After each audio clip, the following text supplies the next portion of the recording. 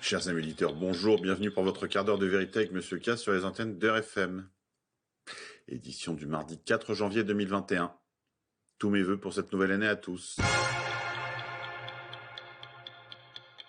Aujourd'hui, nous sommes la Saint-Jean-la-Pumocène-Neumann, 1860. Saint-Jean-la-Pumocène-Neumann naquit en Bohême d'une mère tchèque et d'un père bavarois. Bilingue dès le berceau, il apprendra le français, l'anglais, l'italien, l'espagnol, le grec moderne, le gaélique, dans sa passion d'annoncer l'évangile à tous les Européens émigrés en Amérique. Ses études terminées, il s'arrache à sa famille et malgré son évêque, le jeune séminariste se retrouve à New York où il est ordonné prêtre. Il entre dans la congrégation des Rédemptoristes fondée par saint Alphonse de Liguori. Curé de Baltimore, il est nommé évêque de Philadelphie en 1852. Il se déplace jusqu'à en mourir, bâtissant 80 églises, des orphelinats et une centaine d'écoles en 8 ans d'épiscopat. Il tombe mort dans la rue. Il avait 48 ans. Ce Tchèque, apôtre des émigrés d'Europe centrale aux États-Unis, est le premier Américain du Nord à avoir été canonisé. Dans sa mort subite, Dieu l'a surpris, veillant à son ouvrage. Il fut par excellence le pasteur vigilant. Il veillait sur ses prêtres, les instruisant par son exemple plus encore que par sa parole. Il veillait sur ses fidèles comme le bon berger qui donne chaque instant de sa vie pour tout son troupeau. Homélie de ses funérailles, janvier 1860. Dicton du jour, à la Saint-Siméon, la neige et les tisons. Au jardin, il est d'entreprendre des travaux de drainage des zones humides, de ramener à la lumière des bulbes forcés d'abord à l'obscurité. Vaccination, cette note qui décharge les médecins de toute responsabilité pénale au nom de l'urgence. Dans un courrier, Olivier Véran a informé les médecins qu'ils ne pourront être tenus responsables d'éventuels effets secondaires liés au vaccin. C'est l'État qui se portera garant d'indemniser d'éventuelles victimes, comme il l'a déjà fait lors de la vaccination contre la grippe H1N1, via LCI. Cela veut dire deux choses, qu'il redoute des effets secondaires très nombreux et très coûteux, et la deuxième que c'est vous qui allez payer par vos impôts. Pendant ce temps-là, en Macronie, on décore de la Légion d'honneur le docteur Karine Lacombe. Écoutez. S'il y avait des masques pour tout le monde, des milliards de masques, ce serait préférable d'en mettre ? Je ne pense pas que le coût-efficacité de la mesure soit en faveur du masque pour tout le monde. En date du 17 mars. Le fait que tout le monde porte un masque, évidemment, ça protège tout le monde. Le 4 avril. Vous venez d'entendre deux extraits d'interviews sur le plateau de LCI de Karine Lacombe, l'un du 17 mars et l'autre du 4 avril. Mensonge pandémique de la grippe 19. La décrue totale de morts par d'autres causes correspond exactement à l'augmentation des morts par la Covid-19. Le taux de mortalité des personnes âgées est resté le même avant et après le coronavirus. D'après l'analyse du centre Johns Hopkins, le coronavirus n'a eu aucun effet sur le pourcentage total de morts de personnes âgées. Il n'a ni augmenté ni diminué dans cette catégorie. L'université Johns Hopkins a publié puis dépublié une étude qui remet en cause les taux de mortalité aux États-Unis. Via justthenews.com. Vaccination en Suisse. Le droit privé garantit le droit d'exclure les non-vaccinés. La Confédération exclut l'idée de rendre la vaccination obligatoire, mais celle-ci fait son chemin dans le secteur privé, notamment parmi les compagnies aériennes ou encore les organisateurs de concerts. L'Association professionnelle des organisateurs suisses de concerts, spectacles et festivals envisage en effet de refuser l'entrée aux non-vaccinés, ce qu'ils ont parfaitement le droit de faire, en vertu du droit privé dans lequel la liberté contractuelle permet d'imposer toutes les obligations à l'autre partie, à qui il incombe d'accepter ou de refuser les termes du contrat. Il en ira probablement de même en France. Il est temps de se réveiller. Santé. De nombreux types de cancers se multiplient très rapidement depuis 20 ans. Pourtant, l'État ferme les yeux sur cette crise sanitaire, manipule l'opinion et rejette la responsabilité sur les comportements individuels plutôt que sur les polluants, via theredredrap.com. Page 132 de l'étude sur le vaccin Pfizer. Il est écrit « Pas de sexe non protégé pendant 28 jours après la seconde dose pour des questions de risque concernant la sûreté de la reproduction. Pour hommes et femmes. Problèmes à la naissance dus à la manipulation génétique. » C'est dans leur étude. On n'invente rien. Ce n'est pas une théorie du complot. Censure. Une citoyenne britannique de la ville de Gloucester a été arrêtée après avoir filmé l'hôpital royal de Gloucester. Vide. Elle avait rendu public que ce très grand hôpital est en réalité vide de tout patient, alors que dans le même temps, on ne cesse de parler du fait que les hôpitaux débordent de cas de Covid. Et cela alors même que les personnels médicaux, en premier lieu les infirmières, ne cessent de faire des chorégraphies sur la chanson Jérusalema. Cette vidéo était devenue virale, raison pour laquelle elle a été pourchassée, pour dissuader les prochains candidats. Décidément, Dans un climat totalitaire, dire la vérité est bien un acte révolutionnaire. Politique internationale. Le sultan Erdogan envoie des mercenaires au Cachemire, payant jusqu'à 2000 $ chaque combattant. Des rapports émergent selon lesquels la Turquie se prépare à envoyer des combattants de l'est de la Syrie au Cachemire. Le journaliste grec Andreas Moutouralias, dans son rapport intitulé « Erdogan envoie des mercenaires au Cachemire », a détaillé les plans turcs du président Recep Tayyip Erdogan. À retrouver sur indiatoday.in. Vaccination obligatoire. En Espagne, dans la communauté autonome de Galice, a été présentée une nouvelle loi sanitaire visant à infliger une amende de 3 000 € à toute personne refusant de se faire vacciner lorsque la vaccination anti-Covid sera disponible. Demain en France. Vaccination, Covid passeport. Vous avez probablement déjà entendu parler du passeport vert. Ce passeport est destiné à confirmer votre vaccination. Cette semaine, une compagnie aérienne de Singapour a annoncé que si vous voulez monter à bord de ces avions, il faudra tout d'abord vous soumettre à un test de Covid-19. Via Forbes. Votre argent. Écoutez le politologue Olivier Piacentini au micro de Sud Radio. Emmanuel Macron a l'autre jour parlé sur le Média Brut, je crois. Mais il a dit une phrase extrêmement importante et très, je dirais, subliminale et mystérieuse. Il a dit... Peut-être que je ne pourrais pas me représenter en 2022 parce que je serai obligé de faire des choses très dures. Bon, on peut se demander qu'est-ce qu'il sera amené à faire. Alors, moi j'ai une petite idée derrière la tête quand même, hein. Ça m'arrive. Moi je pense qu'il va être amené très probablement dans les mois à venir à déclencher les processus de directive BRRD. BRRD, c'est une directive qui date d'août 2016, une directive européenne qui a été ratifiée par le Parlement français très vite après l'arrivée de Macron, comme par hasard d'ailleurs, et c'est une directive qui prévoit de ponctionner les comptes des épargnants au-delà de 100 000 € pour renflouer les banques. Or, avec ce système d'intérêt négatif depuis des mois, les banques sont en très grande difficulté. Les compagnies d'assurance, le risque crédit, évidemment, avec tous ces crédits qui sont sollicités, enfin les entreprises en grande difficulté. Vous voulez dire qu'il a tellement imposé, il ne peut plus imposer, il va s'en prendre au compte. Ah oui. Mais c'est prévu dans la loi, c'est-à-dire que, si vous voulez, cette possibilité qui a été testée à Chypre en 2011 est passée dans la législation européenne. Et donc, moi, quand j'entends ça, je me dis, mais est-ce que ça pourrait ne pas être ça ? Vaccination. Alors que le monde entier est en pleine frénésie vaccinale, le gouvernement indien distribue un kit Covid à domicile contenant du zinc, de la doxycycline et de l'ivermectine. Morts par million d'habitants, France 985, Inde 107. Tout est dit. Vaccination, tribu de lumière. Tristan Mendes Anti-France vous incite sur Twitter à vous faire vacciner. Il écrit « Les vrais patriotes se vaccinent ». Tristan, on ne t'oublie pas. Censure. Olivier Véran dit clairement et ouvertement que c'est à cause des réseaux sociaux qu'ils ne peuvent pas aller au bout de ce qu'ils veulent imposer au peuple français. N'oublie pas qu'Olivier Véran est maquillé avec les Chinois jusqu'à la garde. Écoutez. La Chine a pris ses responsabilités en mettant en place des mesures de confinement, d'isolement, très rapidement. Et l'information circule bien. Je ne suis pas sûr que ce serait possible de réaliser tout cela dans un pays dans lequel les réseaux sociaux seraient ouverts. Conséquences catastrophiques des politiques publiques mises en place au prétexte du Covid. Nous constatons une augmentation de 20% des consultations pour anxiété et des problèmes d'addictologie accrus. Certaines personnes présentent des troubles qui s'apparentent à un syndrome post-traumatique. Via lanouvellerepublique.fr. Stratégie vaccinale. Comprenez que la fermeture des bars et des restaurants sert désormais d'élément fondamental de chantage dans la stratégie du consentement pour la vaccination. Vous ne consommerez plus désormais dans les bars et les restaurants que si vous pouvez prouver que vous êtes à jour des vaccinations. Ceci afin de protéger à la fois les personnels et les autres clients. Si vous n'acceptez pas cela, c'est vous qui serez, par conséquent, responsable de la fermeture et de la faillite de ces pauvres artisans qui sont déjà tellement éprouvés économiquement. Travail.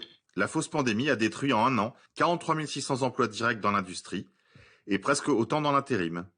Le pire reste à venir, via l'usine nouvelle. Grippe 19. En Angleterre, alors qu'il y a une escalade constante des propos officiels sur la gravité de la pandémie, on démantèle discrètement les hôpitaux temporaires construits à Londres en mars et avril dernier, via le Daily Mail. Nouvelle de l'infirmière vaccinée devant les caméras et qui serait décédée. Aucun média n'en parle. Pourtant, l'infirmière Tiffany Pontes Dover, qui s'était faite vacciner devant les caméras et qui s'était également évanouie, a vu des activités suspectes autour de ses réseaux sociaux. Elle ne publiait plus sur Instagram. Des messages avaient été publiés et dépubliés sur les réseaux sociaux de son employeur pour donner de ses nouvelles. Depuis, nous avons appris que son compte Facebook a été supprimé et qu'aucune activité sur son compte Instagram n'a été enregistrée depuis le 14 décembre. Un certificat de décès à son nom a été édité dans sa ville pour une femme du même âge. Humour. Je ne suis pas un délateur, mais ma voisine a reçu 8 personnes à Noël et j'ai une quinzaine de personnes ici dans la maison qui peuvent en témoigner. Passeport vaccinal. Écoutez ce qu'a à en dire Arnaud Montebourg via CNews. Alors la droite et le Rassemblement national sont vent debout contre, dit c'est une restriction de liberté, une dictature sanitaire. Olivier Véran finalement dit qu'on repousse tout ça. Vous en pensez quoi, vous? C'est un texte de loi qui a été écrit, n'est-ce pas? Puisqu'il a été rendu public. Il n'a pas encore été débattu. Non, mais enfin, ça veut dire que l'intention du gouvernement, c'est de subordonner les déplacements à l'existence de vaccination. Et ça vous choque? Il faut savoir ce qu'on dit. Et là, vous voyez que la confiance n'est pas là. Puisque vous dites c'est pas obligatoire, mais en fait, ça va quand même l'être parce que vous n'allez pas pouvoir faire grand-chose si vous n'êtes pas vacciné. Donc il y a d'abord un mensonge, ou en tout cas une duplicité. On ne sait pas trop. Deuxièmement, il y a une hésitation. On l'a écrit, mais on ne va pas le faire. Qu'est-ce que ça veut dire?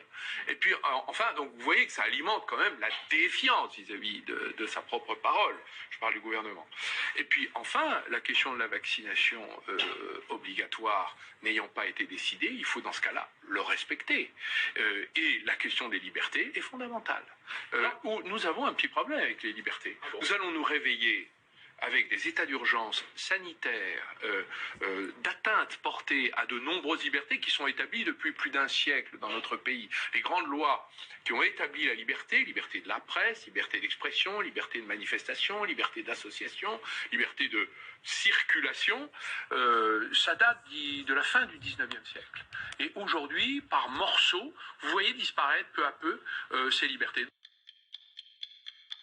Test PCR. Le directeur de l'unité virus et immunitaire de l'Institut Pasteur, Olivier Schwartz, de la Tribune Lumière, dit explicitement que les tests PCR sont bidons. Le problème, c'est qu'on ne sait pas à quand remonte l'infection de ces personnes positives par PCR. Est-ce une nouvelle infection ou au contraire une qui reste d'il y a très longtemps? Il est possible qu'il s'agisse de personnes infectées il y a très longtemps. On sait que certains patients peuvent rester positifs par PCR pendant 6 mois, et de préciser que cela ne veut pas dire qu'ils sont infectieux ou qu'ils sont asymptomatiques, juste qu'il s'agit de restes d'infection. Tout cela, je vous l'avais déjà révélé. C'est confirmé par le patron virus et immunitaire de l'Institut Pasteur. Vaccination encore. Dans un mail adressé aux médecins généralistes, la Sécurité sociale annonce qu'elle versera une prime de 5,40 € par injection. Pour toucher ce forfait, les médecins devront saisir et valider la vaccination dans le logiciel Amélie avec le code VAC. Israël, les survivants de la Shoah touchés de plein fouet par la pauvreté. Près de 200 000 rescapés de la Shoah vivent encore en Israël. Un quart d'entre eux vit sous le seuil de pauvreté. Via Libération et Le Point. C'est bien normal, comme on vous l'a annoncé à ce micro, l'État d'Israël ne reverse pas les indemnités versées par l'Allemagne. En clair, l'Allemagne paye des indemnités à l'État d'Israël, au titre de chaque rescapé de la Shoah, Nanas, mais l'État d'Israël, lui, conserve l'argent par-devers lui et ne le reverse pas à ces pauvres gens. Poulaga. La formation des policiers en Île-de-France laisse à désirer. Le niveau baisse. Il y a 5 ou 6 ans, on n'aurait pas pris en dessous de 9 sur 20. Depuis 2 ans, on est descendu à 7 ou 8. 12, c'est déjà très moyen, alors 7, c'est du niveau de collège, rapporte un formateur de la police en Île-de-France. Vente à la découpe. Pourquoi Bercy et Emmanuel Macron s'entêtent à vouloir vendre les chantiers de l'Atlantique alors même que le carnet de commandes est bien rempli? Sans parler de questions de souveraineté. Environnement. Le 7e continent, ou le continent de plastique, est principalement causé par l'Afrique et l'Asie. En effet, les fleuves qui approvisionnent le continent en apport de plastique sont principalement des fleuves asiatiques et africains. Par ordre croissant de centaines de milliers de tonnes de plastique annuel apportées à ce continent de plastique, il y a le Mékong, le Niger, le fleuve Amour, le Gange, le Nil, le Hai-He, le fleuve Jaune, l'Indus et le Yangtze, qui détient le record avec 1 500 000 tonnes de plastique apportées chaque année. Monde d'après. Le dictionnaire de langue anglaise, le Merriam-Webster Dictionary, change sa définition du mot femelle, enrageant les activistes féministes. En effet, le dictionnaire Merriam-Webster a fait une mise à jour de sa définition du mot female, effaçant ainsi la notion de sexe biologique. La sous-définition du dictionnaire Merriam-Webster qui contient cet effacement de la notion biologique de sexe inclut avoir une identité de genre opposée à celle de mâle, désignent habituellement les membres adultes du sexe féminin, désignés habituellement ou typiquement comme des femmes ou des filles, ayant une qualité, par exemple une taille plus petite, ou un son plus délicat, le plus souvent associé à celui du sexe femelle. Ce n'est pas la première fois que le dictionnaire Merriam-Webster entreprend de satisfaire les demandes des activistes transgenres. L'activiste féministe Kelly J. Ken a dit « Depuis le début de ma campagne centrée sur la définition du dictionnaire du mot « femelle », j'étais certain que le langage était en danger. C'est un tournant sinistre mais attendu. Le temps n'est plus à l'ignorance ou à la naïveté. Tous les droits humains reposent sur la vérité et sont en danger. Si on ne peut pas être désigné, nous ne pouvons pas être protégés. » Via essexmagazine.co.uk. Politique française. Après l'affaire des cartes de vœux du préfet l'Allemand où il citait Léon Trotsky, Marlène Schiappa estime que Léon Trotsky a écrit des choses très inspirantes et qu'on peut donc librement le citer. Souvenez-vous que Marlène Schiappa a longtemps appartenu à l'OCI, l'organisation communiste internationaliste, à laquelle appartenait également son père, organisation trotskiste-lambertiste. Marché. L'eau devient une commodity cotée en bourse à Wall Street, une menace pour son statut de bien commun. Macronie, le cafre qui avait posté sans chemise avec le président Macron sur la photo où ils font des cornes du diable, a été depuis arrêté pour trafic de drogue. Rolf Fleming, à droite sur la photo, avait provoqué une controverse pour avoir posé sans chemise et dans une grande intimité des corps avec le président Macron. Alors que le président s'était rendu aux Antilles en octobre, l'individu avait fait un doigt d'honneur à la caméra. Selon nos informations, il aurait été arrêté pour trafic de drogue. Lors de son arrestation, il aurait tenté de fuir, il aurait même frappé un gendarme, mais il aurait été arrêté et le chien renifleur aurait trouvé 20 grammes de marijuana en sa possession. Il a ensuite été conduit devant le tribunal, où il a été condamné à 8 mois de prison pour trafic de drogue et rébellion, apprend-on du journal de Saint-Martin, le Pélican. Destruction des dômes. Un juif religieux a été arrêté après avoir tenté de mettre le feu à l'église de toutes les nations sur le mont des Oliviers à Jérusalem, dans ce qui est d'ores et déjà qualifié de crime de haine, via le Jérusalem Post. Quand une église brûle, cherchez le J. Grand Reset. Le directeur de la CIA, John Brennan, suggère que les ovnis et les extraterrestres sont réels. Dans un récent podcast, John Brennan, le directeur de la CIA sous Obama, a suggéré que les extraterrestres et les ovnis sont réels, et que les extraterrestres pourraient être derrière des observations d'objets volants non identifiés qui ont été rapportés. La vie est définie de nombreuses façons différentes. Je pense qu'il est un peu présomptueux et arrogant pour nous de croire qu'il n'y a aucune autre forme de vie dans l'univers entier. Via nouvelordremondial.cc. Vous avez aimé la fausse pandémie de Covid-19, vous allez adorer la fausse invasion extraterrestre. Censure. Vladimir Poutine signe une loi contre la censure de Facebook, Twitter et YouTube contre les médias russes, via Sputnik News. Élections américaines. 67,7% de votes démocrates, 69,2% des votes républicains. On atteint presque les 150%. Un expert informatique a examiné les codes barres sur les bulletins de vote en Géorgie. Il a découvert que certains bulletins n'avaient pas de code barre. Un témoin a déclaré que les bulletins avec des codes barres manquants provenaient principalement de régions démocrates, notamment le comté de Fulton, où se trouve la ville démocrate d'Atlanta, via Trump Fact News. Élections américaines. Pour Donald Trump, contester les résultats de la présidentielle est très rentable. Son équipe de campagne a d'ores et déjà levé 170 millions de dollars depuis le 3 novembre. Les 3/4 de cette contribution sont versés à un organisme qui pourrait financer les activités d'une prochaine campagne à venir. Suivez le plan. Élections américaines. Rendez-vous le 6 janvier à Washington, a lancé Donald Trump sur son compte Twitter. Big Tech. Que contient Jedi Blue, le contrat secret passé entre Facebook et Google, via le siècledigital.fr.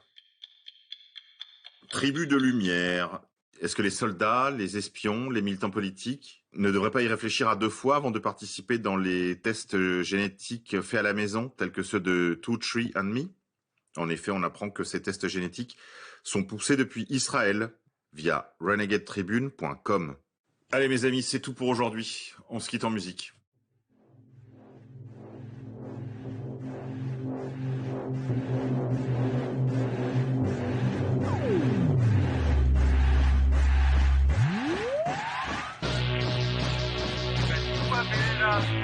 Ragnarok und Armageddon laufen antiponischen Mythen aufeinander zu.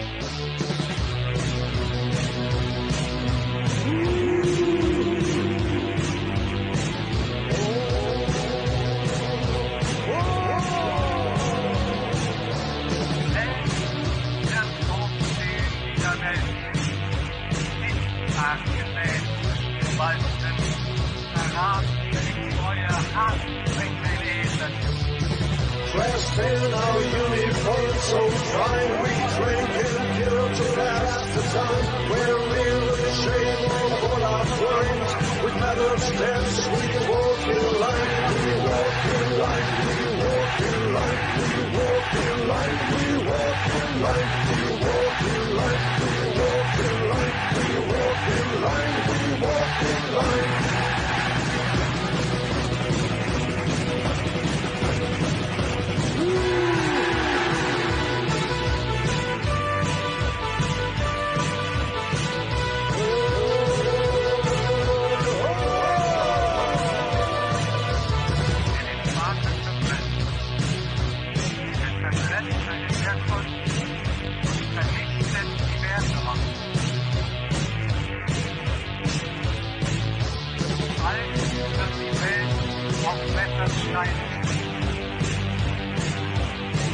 We carry pictures of our wives and numbers as to prove our lives. We walk in line, we walk in line, we walk in line, we walk in line, we walk in line, we walk in line, we walk in line, we walk in line.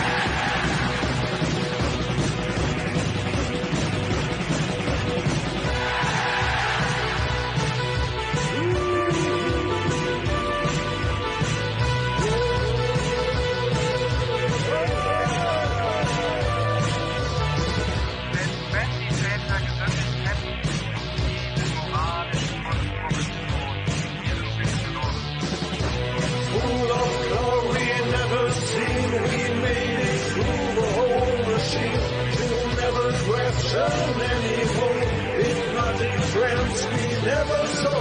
We walk in line, we walk in line, we walk in line, we walk in line, we walk in line, we walk in line, we walk in